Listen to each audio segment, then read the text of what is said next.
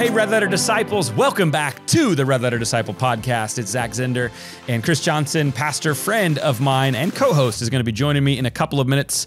And today we're welcoming back onto the show Bill Woolsey. I think anybody that comes onto the Red Letter Disciple a second time, you know they are brave. But hey, in this episode with Bill, we're going to talk about what we can learn from the amazing miracle of Jesus feeding 5,000, how every community has what it takes, what it needs to flourish, and how entrepreneurs, I love entrepreneurs, but how can entrepreneurs in each community make a big difference for the cause of Jesus? Speaking of Bill, he leads an organization called 5-2, and he has helped grow healthy churches for over 30 years without burning out staff and key leaders in your church, and that's really critical. And we need that more than ever because every major church denomination in the U.S. has experienced decline since the 1960s, a trend that the pandemic only accelerated. And so you know, Pastor, that our culture is rapidly changing. You know, there's fewer and fewer people finding value in the church. You know, it's harder to reach young families with their busy schedules that may not feel like they have space for church participation. So what can we do as people who love the local church, many of us lead in the local church, to do about this reality?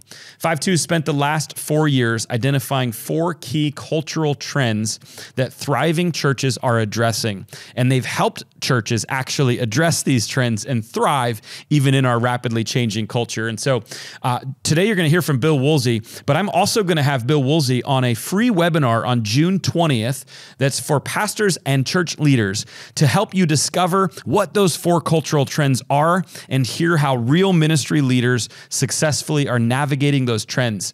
And so you can register for that free 1-hour webinar on our podcast page. Go to redletterpodcast.com and go to the episode with Bill Woolsey. And there you can find in our show notes as well, you'll get the link to register for that free webinar, June 20th, noon to 1 p.m. Central. You can register for that free webinar at redletterpodcast.com.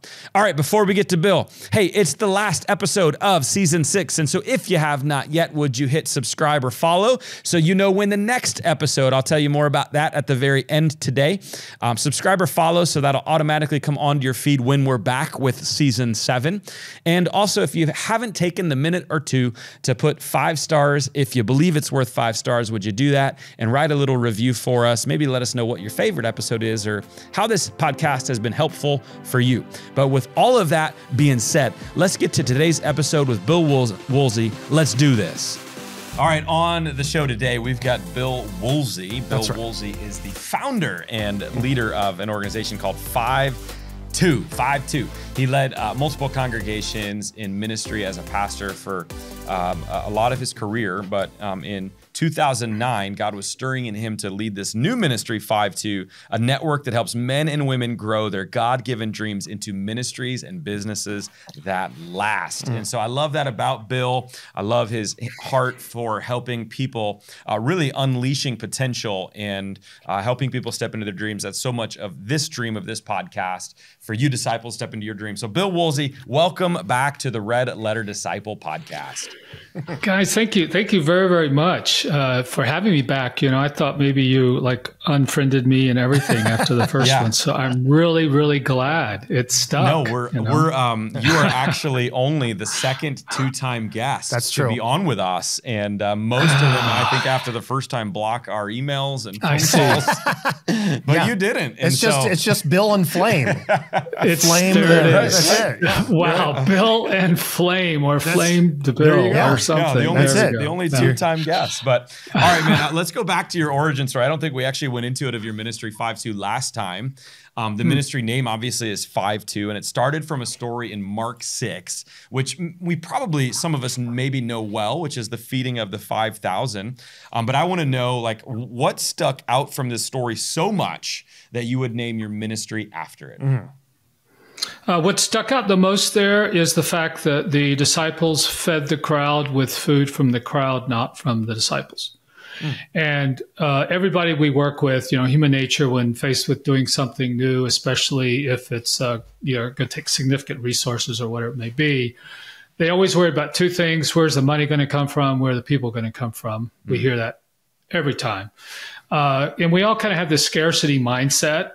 whenever we're facing something. And Mark 6 actually is an entire study in the scarcity mindset, because it starts out with Jesus sending the disciples 2 by 2, and they can't take anything with them, and it works. But then when they get to the miracle and he wants them to feed the crowd with nothing, they forget that. And so it's this beautiful story of how if you have Jesus, you have more than enough. Yeah. And he's got this abundance. You can do immeasurably more than all we ask or imagine.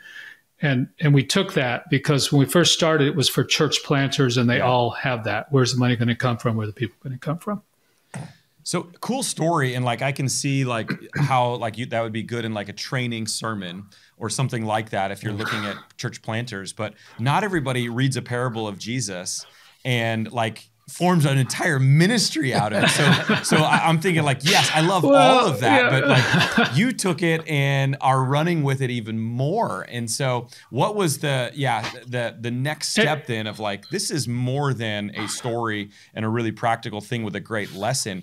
This is something that I want to teach people with their lives and with potentially new ministries and ventures to do. Like, walk me through like the next step in that for you that took you to the level of this is more than a sermon or a really great training. Well, in all fairness too, there were, I think there were 9 of us in the room, 9 or 12 of us in the room, something like that. And it was Scott Rishi. You may know Scott. Yeah. Scott led PLA International, lovely friend, fellow church planter. And he was in the room, and of course, Scott's the spiritual one of all of us, and the rest of us are just like, how the heck do you do this? And Scott's like, let's go to the Bible. And so, he's the one that said, hey, I think there's something here. And as we were in that miracle, we were all planters, and we were all like, holy shnikers, that's exactly our struggle. We all go, you want us to do what? We don't have the resources to do that. And so that really, because it so spoke to our mentality, but also then God's solution, it just was like, we literally bought the URL on the spot. We 2009 went bought 52.com, which, well, nobody else would have wanted anyway, but we bought it.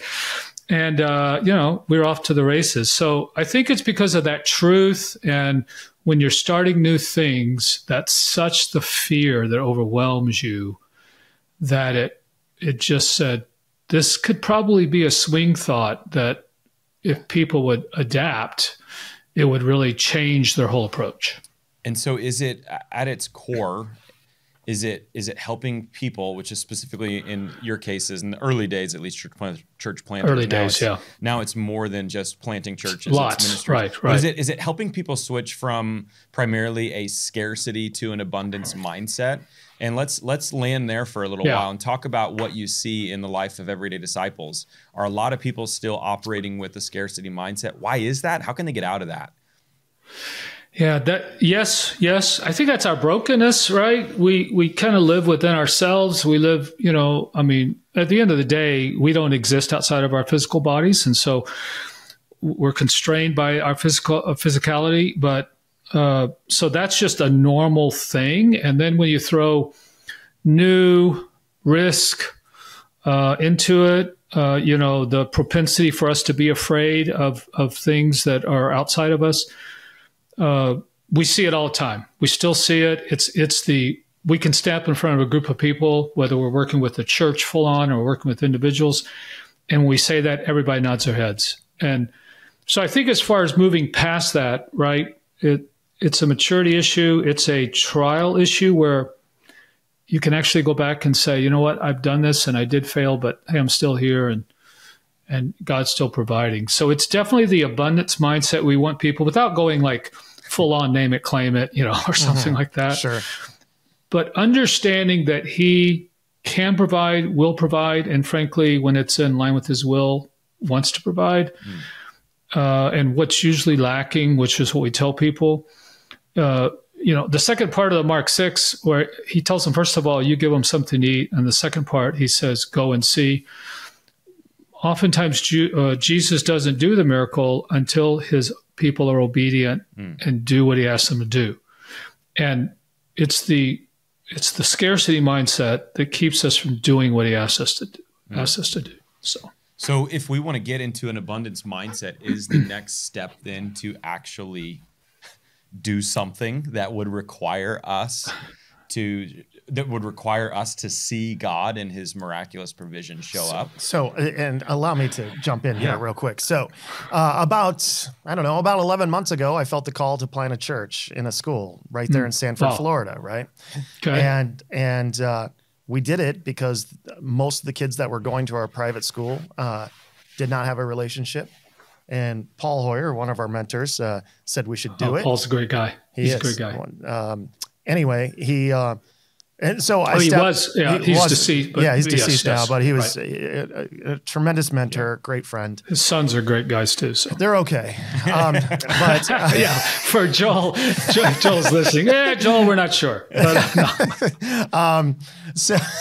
So anyway, we were about like 5 weeks away. We'd been planning this for 6 months, and I grew up in a family. You're not sleeping at night. Dude, you're not eating well. Seriously, like I mean, so many things are racing through my head, and I grew up in like a lower middle class family where it was really a scarcity mindset, right? Mm-hmm. And so we're getting ready to plant this thing, and my worship director comes to me and he's like, "We need $12,000 equipment. We have $500 in the bank. Like, it's not going to happen. We got to push back like 3 months." And I went home that night and I just started praying about it, and I was like, I think we're going to do this. Like, I have no idea how we're going to do this, but I think we're going to do it. And in the next week, like, no kidding, I had him lay out exactly what we needed for the bare bones, like turn a gym into a worship center. And he came back, like I said, $12,000. And in 1 week, no kidding, we had $12,100. And we're able to do it. And I had $100 left over, and I bought sandwiches for people. Like, there you go. But I mean, seriously, I was terrified, and like I had everybody coming at me saying, "We cannot do this. We're gonna have gonna have like somebody playing a djembe singing Kumbaya at our first service." You know, like, and that was honestly to kind of talk about what you're saying. Like, I was terrified because I grew up in a home where like, a lot of times there was not enough to get it done, you know? And I did not grow up a Christian. I grew up in a really agnostic family. So like for me, that was the last step for me, like really trusting that God could actually and wants to provide. Yeah. Yeah. And where you took, you said, now let kind of step back, right? I mean, we're only doing as much as we can understand and what we're sensing God to do. We get counsel and we read scriptures, but a lot of it's very uncertain. Yeah. And it could fail. I mean, you could just as easily have said, "Hey, we're going to blow 12 grand and nobody shows up." Right. So, we have to understand that this is not precluding failure, but there's just so many instances of where people step in faith and Jesus is like, yes. And that's where our faith grows and we start to see him working and responding. I don't know, in my own life, unlike you maybe, it took me like, it took me like months or a year to go, oh yeah, that did work kind of, as opposed to an immediate lesson, know? So. Yeah, for sure. Is it, so if it's, we got to step into that place where we trust God, is it then like, is fear of failure the major reason why people don't? Yeah, I'll take this. Yes.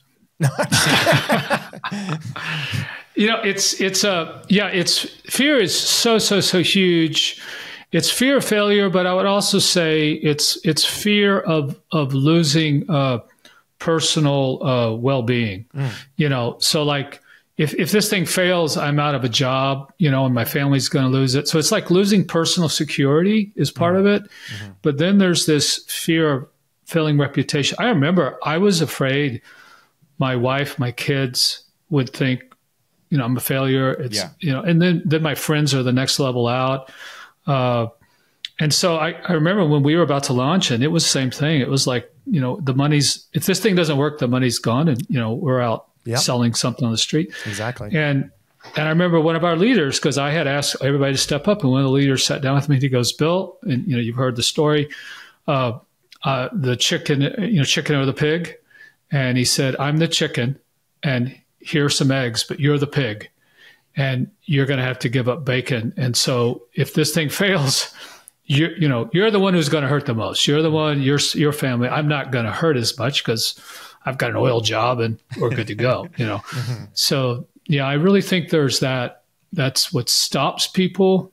I think that stops them more than unsure Jesus wants them to do it, frankly. So, yeah, that's good. Because I think, like you mentioned, when fear of failure and when we fail, most of the time, maybe not all the time, but most of the time there are consequences to that failure.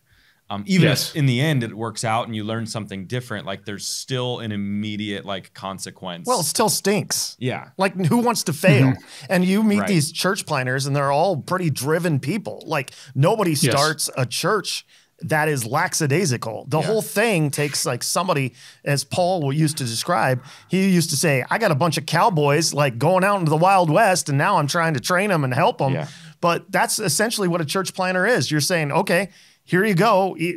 Go for it. And God bless you. Yeah. You know? What's interesting, we had someone else on our podcast a few seasons ago, Jessie Cruikshank, and she's done a lot with brain science and like even classroom settings. And like they found in her research, or at least that she quoted, that it's good and normal that a person ought to be failing 15 to 20% of the time in life, or they're not developing the way that they ought to. Well, I'm an overachiever. Well, and the educational tenet with adults is they only learn when they feel a need to. Yeah. And so you're trying, in a sense, if you're working with people like that, you're trying to create gaps where they're like, dude, I got to learn this. And the surest way is if you fail, you're out on the street, you know? So there's a lot of truth to that. So our phrase is, we want you to fail fast, but not fatally. That's good. So we don't want you to have a fatal failure, but we do want you to fail fast and learn from it, and you move on, and you keep growing and moving up the ladder, kind of thing. That's cool, and I find it fascinating, like the percentage wise, when you take that 15 to 20, like it's almost like a perfect 1 out of 7, which is like that's the Sabbath. Wow, right? You did that quick. Isn't that cool? No, I mean I thought about it after the fact. I was like, that's why Sabbath is so important, because it's almost our day to just not like, we don't have to always be on. So it's pretty cool. Fail on Monday. Awesome. So you started then with this new ministry, and it was so passionate. You were so passionate about helping others like get out of this mindset and to do what God's put inside of them. So it started with just, I think, churches and church plants, but it's now moved to other organizations and nonprofits as well. And so I'm just curious, like out of those three, we got church plants or churches, businesses and nonprofits. Like what's the easiest of the three and the hardest of the three to start? So I'm going to get like hate mail from the other two groups or something like that. Oh yeah, there's so many listeners and so much hate mail that comes from this podcast. Yeah, we got to filter it out. Oh wow, you didn't know we have our million followers on here. So, that's a great question. So just to kind of, I guess, double click on a little thing. Yeah, it was initially just for church planters. Then it was for like entrepreneurial Christians, 12 to 14% of the U.S. population, and now we say like there are entrepreneurial principles that any org can use, and if we kind of make sure you don't use it to blow up. So I think as you look at these three, nonprofit, business, church, if I had to put them in order of easiest to most difficult, if you're going to do a house church, and by that I mean anything that doesn't require a salary. So, you're going to have a salary from a job and you're going to do a house church. That's the easiest. Okay. I mean, frankly, you can get 5 people together and have a house church, you're off to the races. But if you're going to do anything that has the salary kind of component, it's got to be financially sustainable. I would probably go nonprofit, because it's cause-driven, primarily donative income. Frankly, a lot of the nonprofits we're seeing now, we always want them to have an earned income stream. So it starts to mimic business, but you got a safety net with the donors, and you're very cause-driven. And then I'd say business. It's customer-based. There's a lot of competition. Frictionless is very important when you're trying to engage new customers and everything. And then I would go to church in today's culture. Doing a church in the kind of the, more of the Western mindset of you're going to pay people and it's facility based, and you're going to have all that kind of stuff, unless you're just totally deployed model or something. So I put it in that order. Church today, is, if you don't use some entrepreneurial principles and some business approach, we call it Mother Teresa meets a friendly Mark Cuban. Yeah, I remember that. Yeah. If you don't do that, it's just really, really hard in a culture that has disdain for organized church. Mm-hmm. So you heard it here first. Church is the hardest thing to do. And I could tell you were super pumped about answering that question because you want to alienate the other. and they're all very hard, and that's why we do all three, because you learn from each other. And if we can get you all in the room, there's a lot of cross-pollination. But so maybe we speak on that. What can the churches and the businesses and the nonprofits, what can those leaders learn and take away from each other? Well, they both bring knowledge that the other side needs. All right. So whether it's business knowledge, social sciences, how people respond, communication channels that are, happening today, right? During the pandemic, your teenage girls, your teenagers, they basically just all gravitated even more so to a social media kind of challenge, the sheer hours they're spending there. So if you're trying to do youth ministry per se, and you're not utilizing a social media channel that they're using, you're gonna somehow miss. So I think there's the social sciences, especially in communication, business side. Again, we take a business model canvas approach, and so you're presenting people something that they think is valuable, not just that you think is valuable.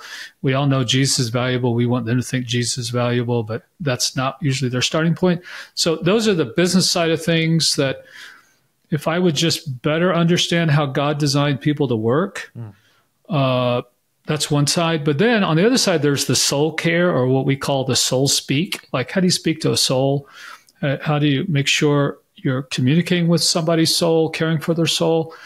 That's very, very, that's what we who are steeped in the theology, the church side of things, can bring to the party. Both are intimidating, one to the other, but I got to say, I see business people, especially Christian business people, more embracing the so-called church side or the soul speak side, more than I see the church people embracing the business kind of side. And so you see a lot of businesses now who are, they've got their cause, they're not just quote unquote there to make money, although that's the bottom line. But you have churches that they struggle, I think, with understanding there are business principles they need to think about, and sciences, and that God made it all. So let's pay attention to it. Yeah. What are some of those that you feel like the church, for whatever reason, has been hesitant to adopt? And I get the people that might be listening, church isn't business, business isn't church. I get that. But there are, I think they're different in some sense, but there are a lot of similarities and overlaps. And so what are some of those that you feel like the business world sometimes does very well, that the church space, for whatever reason, or disciples for whatever reason, haven't kind of adopted those? Like, what's stopping us, and what are some of those principles? Well, first of all, to understand that your congregation is a little C church. It's not the capital C church. I mean, it's part of the capital C church, but it's an organization fundamentally. And so how we talk with each other, how we communicate with each other, communication is huge. Financial principles are huge. Do you, for instance, maybe getting down the weeds, but do you forecast your spend so that you know how your dollars are laid out for the rest of the year? Are you able to communicate effectively the impact of a donor's dollars? So this is where nonprofits excel on that side, is that they know, there's an exchange going on with the donor. When they give you $1, what are you giving them in return? That's human nature. And so for churches to just better understand, I would just say communication, how we communicate with people, how they receive communication, how many times they need to receive it, how visual story is much more effective than words.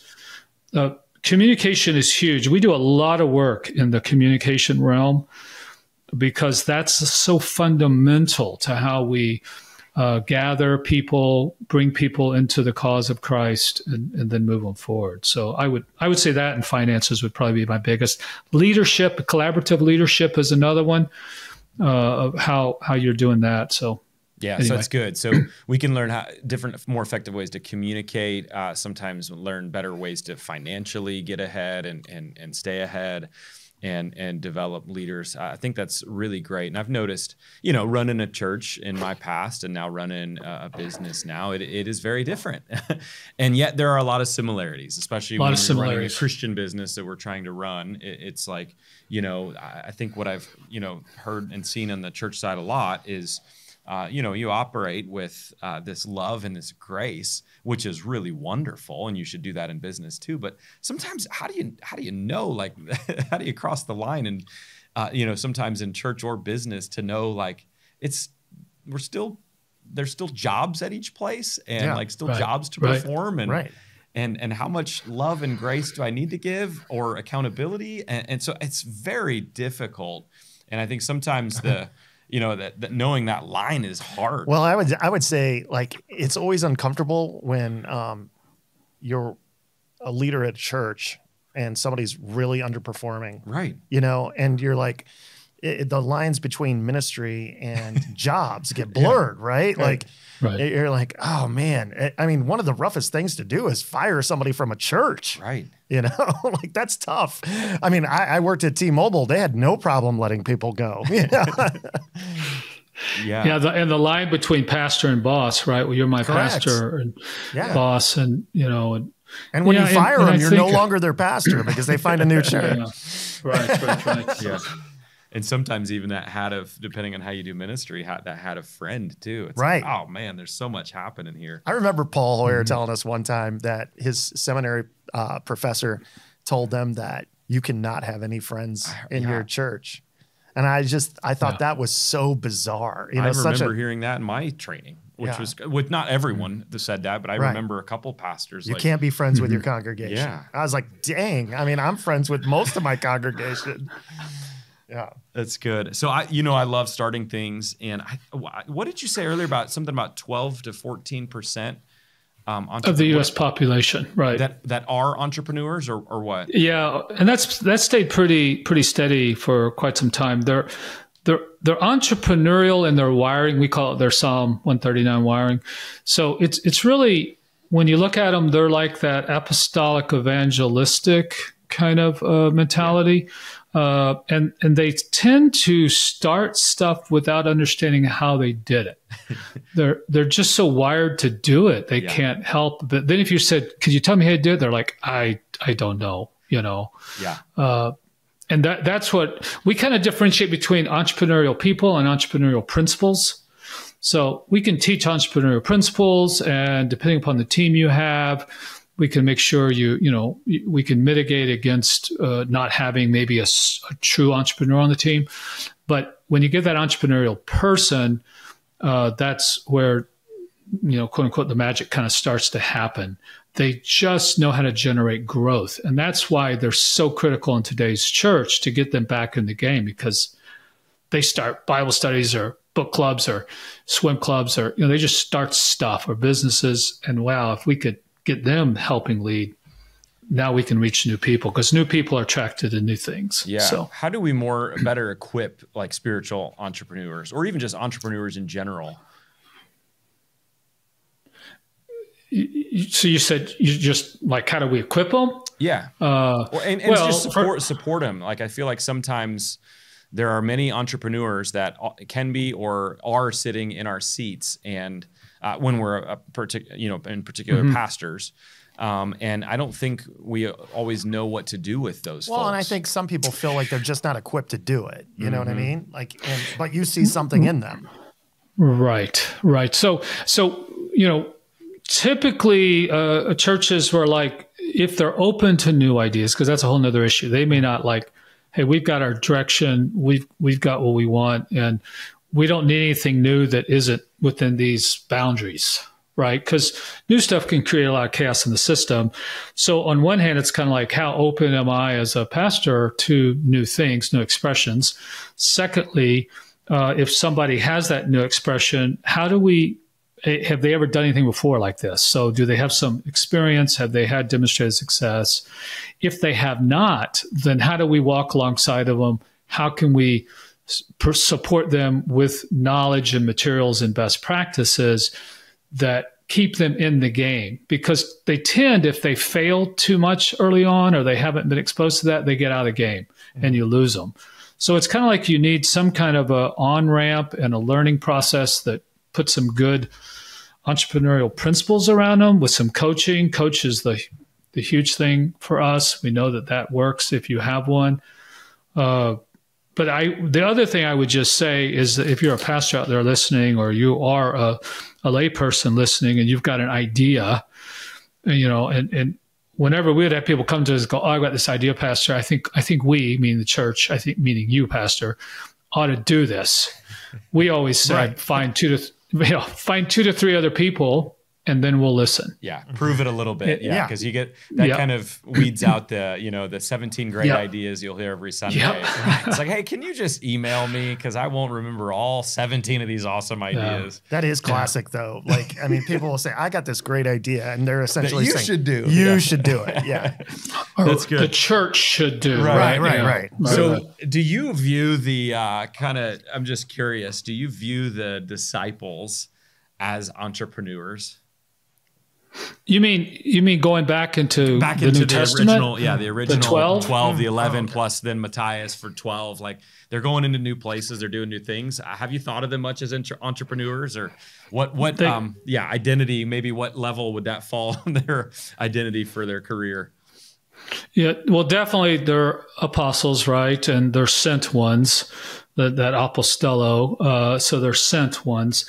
And there is a going aspect to entrepreneurs and encountering and a taking risk. And generally, the way we kind of help identify an entrepreneur person is we go, first of all, to their passion and what is it they're passionate about and who is that passion connected to. And if you kind of take that at the heart, when you look at apostles in the purest sense, they're ordained, they're claimed by Jesus, but they are like sold out for him. And they're going to do whatever it takes to get that cause out there. And so I think there's similarities there. They definitely share a lot of the same traits. But then you also have this whole thing of evangelists. Even, corporate America uses the term now. And they're out there, quote unquote, selling. They believe in it. So they're an extension of the apostolic kind of office. So we kind of meld those two together and we see traits in them that we can learn from and try to identify that it's not that they're risk averse. It's not that they love risk. It's that they know how to mitigate risk. Yeah. And they understand the value of failure, but they also don't want to, fail fatally. And so they're just constantly thinking about that. But they are sold out for what it is they're about. So that's good. And they've seen the results and obviously been coached very well to go out and do crazy things for the Lord. So I heard you mentioned, 12 to 14% are kind of entrepreneurial in their, profession or their field. I read a study, it was probably a year or two ago at this point, that I think they polled high schoolers. It was like 72% of them want to be entrepreneurs, which in one mind I'm like, that's really cool. Which tells me they don't want a boss. Right. There's probably pros and cons. There's that. Yeah, there's probably pros and cons to that, but I'm like, that's really cool. There's a desire there. So we're probably going to come up with all sorts of crazy new things, which we'll have to deal with and wrestle with, but a lot of great things in there too. But so I think there's a lot of young people that like they desire to be entrepreneurs. They think about the opportunity, but maybe not the obstacles that it takes to be an entrepreneur. So what do those who haven't been an entrepreneur kind of need to know before they go too far down that road? Well, we use an assessment to kind of tell us right away, is this person entrepreneurial? And we can almost kind of peg their ability to scale. Oh, wait a second. Wait, time out. Hold on. Can you ask me a couple of those questions? I'm curious. What's on that? Ask me one. What do you got? It's actually a behavioral assessment that does 3,000 traits in 30 minutes. But we would want to know, again, how cause-driven are you? Cause-driven is very important. So we'd ask you, it's going to ask questions about that. Like, what's your why? Why do you want to do this, kid? Basically, huh? Or no? Yeah, it doesn't ask it like that. No, I figured you use better language. Yeah, sure. How you make decisions. Are you, if you're making decisions based upon cause or on practicality, cause is not always practical. We're also very big in team-driven entrepreneurship. And so we ask a number of questions about how you treat people. So one of our cause-driven is number one that we're looking at. I think the second one is helpful. And helpful means I help you attain your goals. I don't just use you to attain mine. And so, it's those kind of things that we're looking for. And I guess I would say to somebody who's, hey, I think I want to go start, or, I've never done this before, before they get too far down the road, I would suggest that they do some kind of an entrepreneurial assessment, which would help them, show them where they're weak, and they could mitigate those with the team or other individuals or a mentor maybe.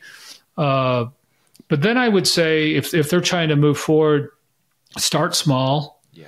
So, just go start something. What is you going to start? Tell me what you're going to start. Why are you going to start it? And go start it. Let's see how it works. Fail fast. I've already said that. Call it a pilot.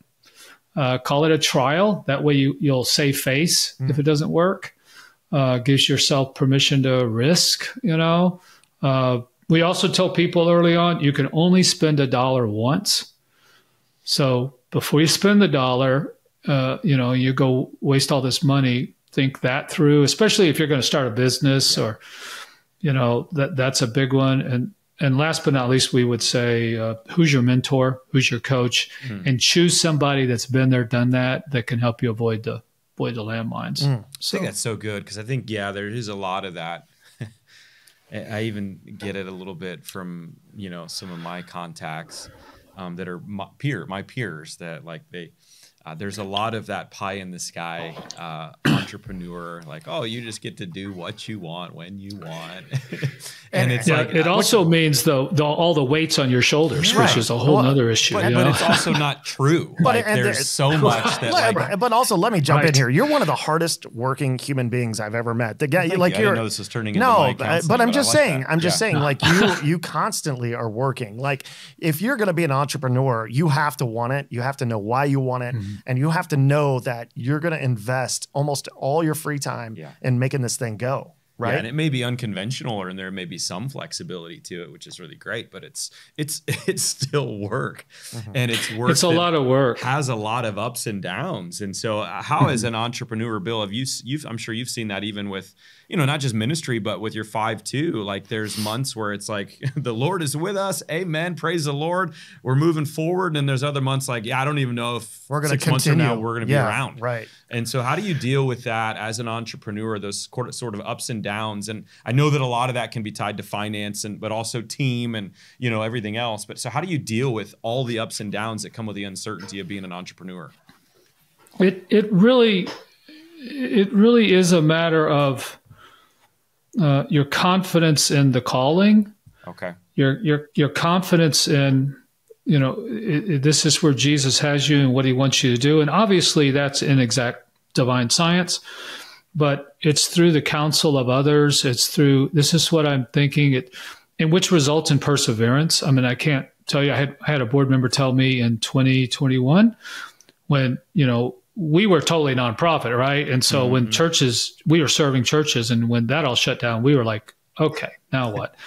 And I had a board member tell me in March of 21, he said, I've never met somebody who perseveres as much as you persevered. And my response to him was, look, God gave us money to get us this far. I can't believe he'd waste that money on something he didn't want us to do. So there's this confirmation that now, again, right or wrong, that's just where, he and the Spirit had me. But it's like some outside, some transcendent thing you're connected to that leads you to persevere, to stick with it, to hang in there. Because you're young entrepreneurs and those people, everybody's looking for the quick unicorn. But when you look at some of your most successful things, it took them a decade. It took 12, 15 years, but we just see it, we see the overnight right? thing. Well, it's like, a perfect example that maybe this is goofy, but I just remember seeing like Bezos like sending packages out of his garage when Amazon started, and now people look at Bezos as like a multi-billionaire, one of the richest guys in the country, but they didn't see him like shuffling when he was just selling books out of his garage, like nobody sees the undercurrent of what it takes. They just see what, if you're successful, and they're like, oh, I could do that. No, well, can you do all the stuff leading up to that, right? I don't know. Well, and what everybody wants is the Tesla or the Amazon or, whatever. But the world is full of mom and pops who just, they have this idea, this passion, they're going to start it, and it's going to make enough for their family, and maybe they'll get to pass it on to their kids. But their kids may not want it. So, they'll just sell it and take the money, right? They'll just sell it and take the money. And that's why, we love working with people who will never scale. They don't want to scale. And, the headaches you get if you do scale. And so it's just lovely to help people live out their God-given passion in a way that provides for their family, or it provides for their community, and it brings Jesus somehow into the mix. So I loved where you went back to, and I want you to press in a little bit more to help our listeners out there when you talked about the uncertainty in the entrepreneurial world. That goes back to clarifying your calling.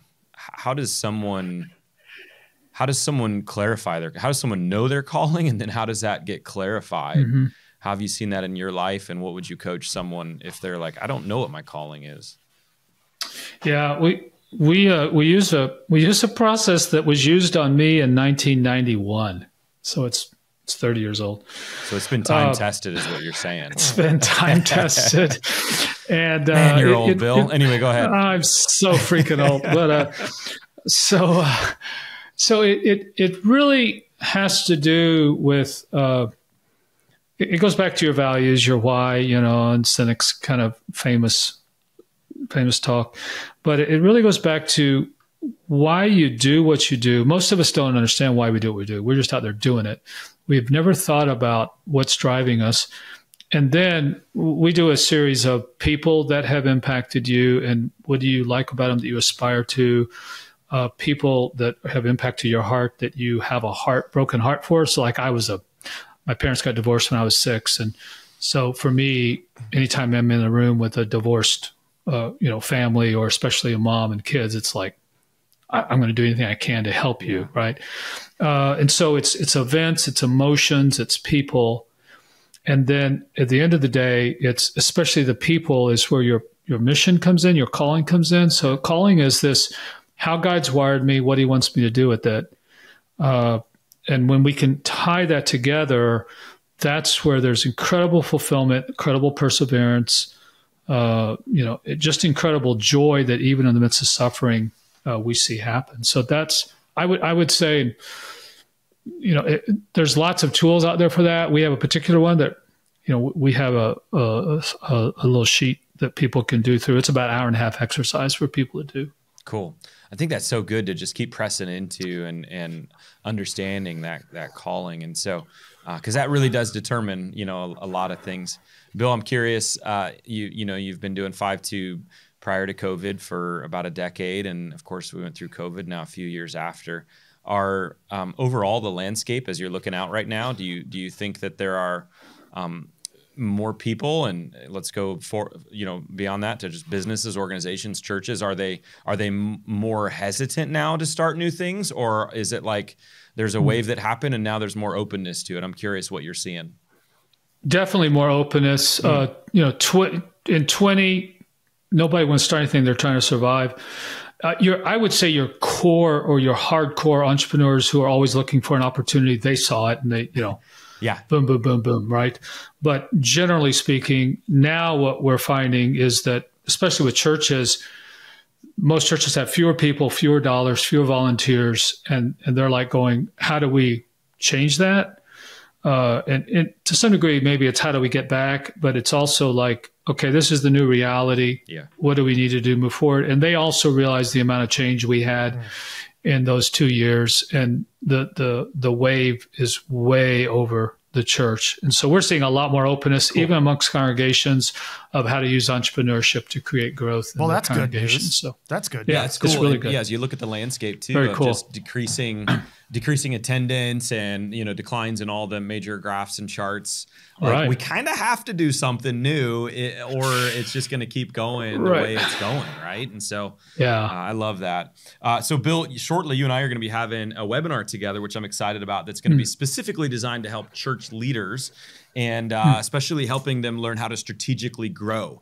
So, if a church leader's listening now and is like, what can they expect in that webinar that we're going to have? That they would have 1,000% attendance boost. What are you going to guarantee?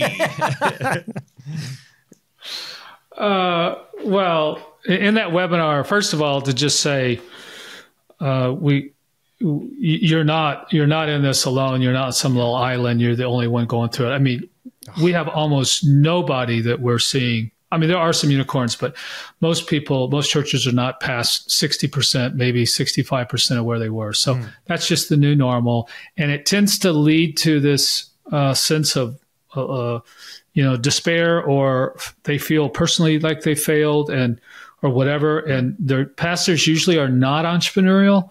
They didn't go to seminary, in our phrase, to hunt wild sheep. They went to care for sheep. Yeah. And so there's that, just to understand it. But we believe the church can grow even and especially in a rapidly changing culture. So we're going to talk about some of those changes that we see. There's 4 key areas we're going to talk about, and then some personal application or practical application for congregations. And again, it's just a mindset shift. If we can shift your mind. But we'll also lay out a few ingredients of how over 2 years we work with churches to raise up entrepreneurial leaders, protect the system so that it's not too disrupted, but disrupted enough. And if we can get the right people in the game, build unity from the beginning, have some quick wins. I mean, frankly, in the churches we work with, within 6 months, we start seeing increase in worship, baptisms, offerings. So that's my big thing. When we started, I would deal with planters at times, and I'm like, so how many years are you in? We're 3 years in. Where are you? Well, we're thinking about it or something. I'm like, dude, human nature is such that with new things, if we're not showing some new growth or new whatever, especially in a consumer culture, we're going to lose. We're going to lose interest. And so we want to have some momentum coming right out of the gate, and we've seen that. We know that can happen. And that's so important. Like, just in life too, that momentum, whether you have a new venture, whether you're, trying to lose 20 pounds and, getting that momentum, getting into the gym for a couple of weeks, and it just is helpful. Or in my case, you're trying to write a book, like just getting that momentum of writing down stuff every day for 3, 4, 5 days in a row. It's like once that goes, and we need that in church too. And so I'm really looking forward to it. We'll put the link in the show notes to register for it. The webinar is free. And I really hope that, like you said, there's that openness.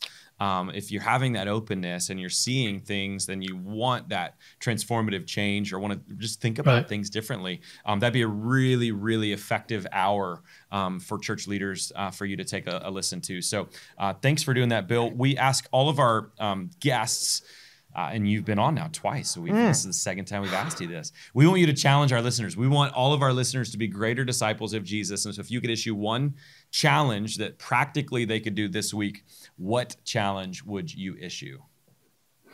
It would be to discern what group of people you're passionate about, and then ask God to reveal to you what new, small, doesn't have to be large, thing you could do to help that person, that group, and bring His compassion into their lives. That's what I would encourage you to do. I love that. All right, listeners, if you take that on, #RedLetterDisciple, if you are discerning, what person, what group God is really putting on your heart, and you want to take a step, and you are taking a step, let us know. We'd love to encourage you on. Email us, hello@redletterchallenge.com if you don't do the socials, and we just want to support and encourage you, and know that you're doing a great thing. So Chris, what you got, man? Bill, we've learned a lot today. 5-2, the founder of 5-2. They help nonprofits, businesses, and churches to get it done better. Why do you sound so angry when you say it? He's like, wow, over the top. It's the jacket. The jacket makes him over the top. So I have prepared a game for you today. Good. I'm excited. And it's based off of 5. My internet connection's a little wonky here. So I prepared a game for you today, and I'm going to see. It's not a Shark Tank per se. But I'm going to bring to you something of 5 and something of 2. And then I want you to tell me what kind of business I should start. Okay. Or like what we could do with it. Or what? Should some of them may not be a business. No, maybe it's a nonprofit. We're not going to talk about churches. They're too hard. But we're going to do nonprofit. I think Bill's already told us churches are too hard. They're too hard. Right? All right. So here we go. Let's start. I have $5,000. 5,000. Wow. And 2 teenage boys. What kind of business should I start?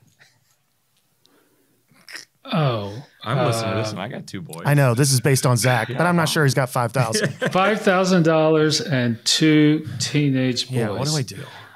So you're not going to like my answer, but we don't tell you what to start. We help you discover what to start. So I'd sit down with those 2 teenage boys and I'd say, let's talk. What are you sold out for? You know, is it buying club head covers for golf clubs and selling them on eBay?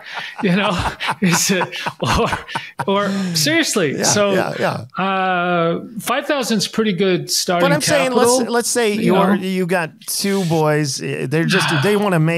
They want to come in and they don't have a cause. They just want to make money. They don't have a cause. We just want to make some money. I knew that's where you were going. Yeah, we just want to make some money. Cause, bro. No cause. Their cause is to try to buy a car so eventually they can get a date. I mean, that's it. Okay, it's some kind of service industry, localized. Yeah. I'd want to know where they live and what's the pain point in that neighborhood or something. That's where my mind went. The correct answer was lawn maintenance. Okay, great.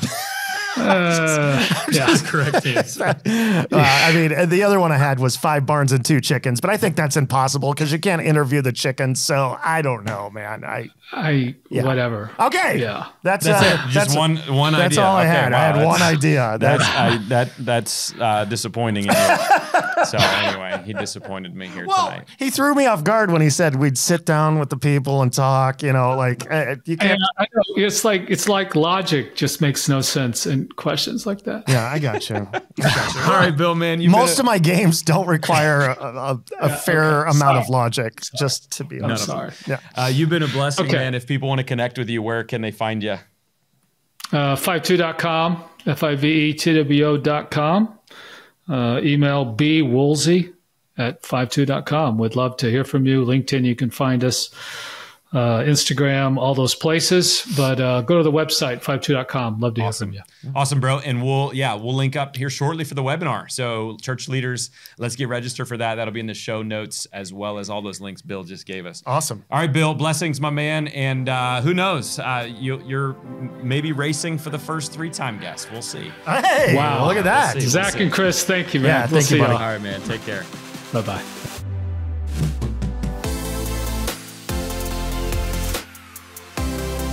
Well, I'm so thankful for Bill coming on to the show for the second time to share his wisdom with us. And Bill is not done. Again, I'll be leading a webinar with Bill on June 20th to help church leaders discover and dive into those 4 cultural trends that thriving churches are not only paying attention to, but they're doing something about. And so you can register for that free webinar. You can access any of the resources we talked about and even see our show notes for today's podcast at redletterpodcast.com. If you click on the episode with Bill Woolsey, episode 77, that's where you'll see all of that, and you can register for the free webinar. Also, if you did not download the free PDF from 52 talking about these 4 trends with case studies on what you can do about them, you can do that at their website, 52.com. That's the numbers 5 and 2 spelled out, FIVETWO.com. Well, disciples, that is a wrap for season 6. what was your favorite episode? We're going to be taking the summer off and recording some new episodes in late July. They're going to hopefully be coming back in August. And so if you know of any great guests that we should have on the Red Letter Disciple podcast, you can send them our way. We've still got a few slots open for those recordings. You can let us know at hello@redletterchallenge.com. That's the email, hello@redletterchallenge.com. Until then, my plea, my challenge to you is go be the great disciples of Jesus that he has designed and called you to be. And if you would, share the podcast with those that you think would be interested in it. Review it, follow it, subscribe if you haven't already, so you know when the next episode is coming. And we'll catch you on the flip side of summer. So have a great start to your summer. Blessings, and we'll be back for season 7 of the Red Letter Disciple coming pretty soon.